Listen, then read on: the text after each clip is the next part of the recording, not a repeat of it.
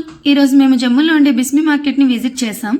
మీరు ఎలా గ్రాసరీస్ని పర్చేస్ చేస్తారు? మంత్లీనా, వీక్లీనా, డైలీనా? కామెంట్ సెక్షన్లో కామెంట్ చేయండి. మేమైతే ఇదివరకు ఎప్పుడు పడితే అప్పుడే షాపింగ్ చేసేవాళ్ళం.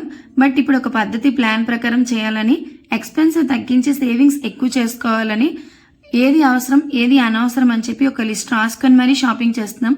1 మంత్ షాపింగ్ చేసిన తర్వాత మనకు ఆ లిస్ట్లో అర్థమైపోద్ది కదా, ఏది ఇంపార్టెంట్ ఏది అన్ఇంపార్టెంట్ అని చెప్పి. దీని మీద నెక్స్ట్ అయితే వీడియో చేయాలనుకుంటున్నాను. మీరేమంటారో కూడా కామెంట్ చేయండి.